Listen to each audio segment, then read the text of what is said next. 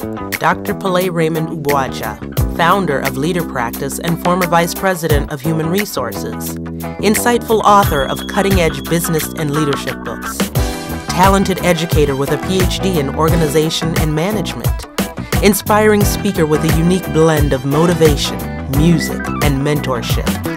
Dr. Pelè delivers innovative tools to help your organization develop great leaders, eliminate team dysfunction, and improve organizational productivity. LeaderPractice, because everything gets better with practice. You know, we have a saying that if you say yes to the world will say yes to you. Kind of an African spin on positive thinking. So what I'm going to do is I'm going to greet you. I'm going to say welcome. And I want you to say yes with force and with power. And I want you to shake the floor. All right? You ready to try this? See how loud you can do it? Okay. Everybody, welcome. Yes. Ooh, you guys are good. I like that. Let's try that one more time. Welcome. Yes. Oh, come on. This feels like church sometime. All right. Okay, one more time. Welcome. Yes. Ah, do you feel warmer? Just a little bit warmer? Oh, absolutely. Today it's my pleasure to introduce our guest speaker, Dr. Pelè Ugboajah. Thank you. Now, Jenny, how many times did we practice that Ugboajah thing? She did a good job, but you know, the way to really say it is Ugboajah.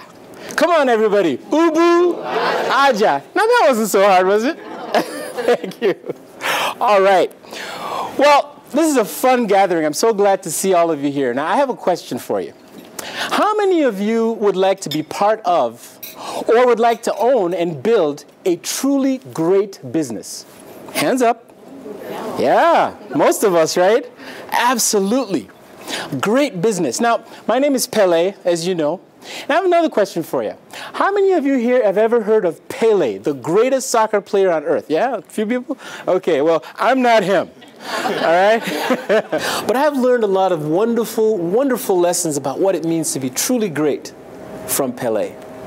Whether you're an individual or a business, true greatness means that your reputation precedes you. So I've always been intrigued by this idea that you can take something that is good or average and you can make it truly great. And you know what Pelé says about how to make something great? He says everything is practice. Everything is practice. And so if you really want to have or be part of a truly great business, you're going to have to practice something, right? And the question I have for you today is really this. Do you want to be average? Or do you want to have a truly great business? Because a truly great business is a business in which your customers call you back and they want more and more because your reputation precedes you. How many people here are in sales? In sales, show of hands. Sales, excellent. How many of you here are in marketing? Show of hands. Almost an even split. Interesting. How many of you here are business owners? Business owners. Ah, interesting. I see. And how many of you here consider yourselves leaders? Oh, you know, how come I didn't see all the hands up on every single question? Turns out that in business, and one of the things we're going to talk about is we're all in sales. Would you agree? Yeah. Yes. We're all in marketing, right? Yes. Somebody said yes with force. We're all leaders. And it also turns out that leadership of yourself, your employees, and of your customers is at the center of your ability to succeed in your business. The first step to learning is to see something, right? Okay, so the first thing I'm going to do is just really basic. Something like this.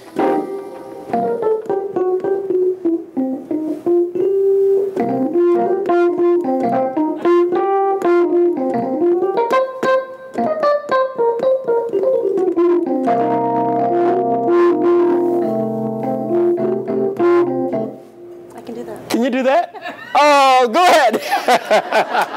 This is fun. Come on, do it. Now, what we're going to do is, because we're all here and there's a lot of pressure on you, this is like being at work, right? Imagine trying to change your behavior when everybody's looking at you. right? It's like, okay, I'm going to try to change, but you know, they already know I'm bad, so. So what we need to do, and this is what we do with piano practice, is we reduce the tempo. We reduce the risk. We make it safe, right? So pretend they're not here, and I'm going to show you something very simple. Start from this key right here and just play every one that goes next. This one? Yep. Give me a hand of applause! You may stand up now. Thank you so much, Barb. Excellent. Now was that hard, Barb? No. See? Once you learn the method, right? And then next thing you did was you reduced the risk.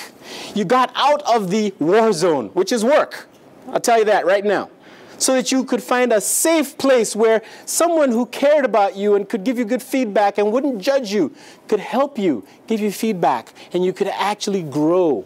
And if you're a micromanager, they could tell you, you did less micromanaging this week than last week, right? You're making progress until you get to a point where you did no micromanaging.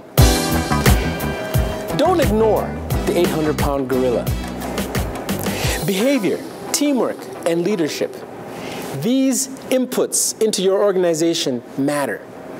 They are the most powerful, most important inputs that determine your outcomes, organizational success, performance, sales, your standing in the market. So don't ignore the 800-pound gorilla. Practicing behavior matters. And when you repeat that little phrase you just did, if you do that enough times, you will be able to form a new habit. We call it muscle memory. When your brain transfers from consciously trying to unconsciously doing. And before you know it, you're doing this.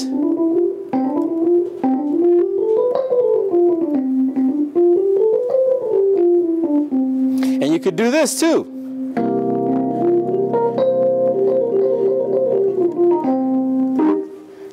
And it's like, I can do that now. But the only reason I can do this is because I've been doing it over and over and over and over and over. Who gets even 1 hour to do this at work? Who gets an hour to practice getting better at themselves? Anybody? Not even an hour. Imagine if Barb had to try to change her behavior with all the tough eyes looking at her, right? And she has to try to do it on her own. How's she going to get there? But what if she could go to a Alcoholics Anonymous? Not that that's what you would do, all right? Or a Toastmasters, or a Weight Watchers, or some kind of a small group where people give each other support. People give each other feedback, right? And you can kind of measure and see where you are in your process of growth alongside with other people who are similarly minded, right? That's what community does.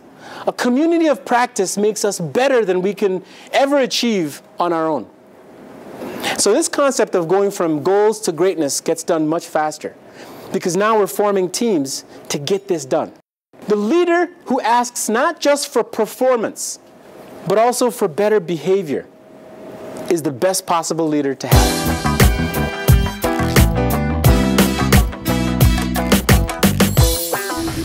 What about you? Do you have a dream? Oh, but more importantly, are you living that dream? It was Dr. Robert Schuller who said, if it's going to be, it's up to me. And I want to guarantee you, ladies and gentlemen, if you live your life by those rules, there's no limit to what you can achieve. So come on, work with me now. If it's going to be, it's up to me. Oh, come on, somebody. If it's going to be, it's up to me. Ooh, I knew it was going to be a good day today. If it's going to be, it's up to me. Finally, it was the day after Monday. And as I gazed upon the most beautiful sunrise I've ever seen, I remember saying to myself, no one but you can make your dreams come true.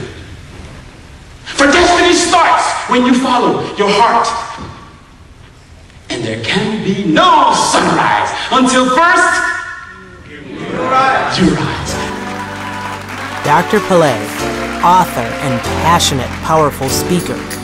His message helps people create success through leader practice.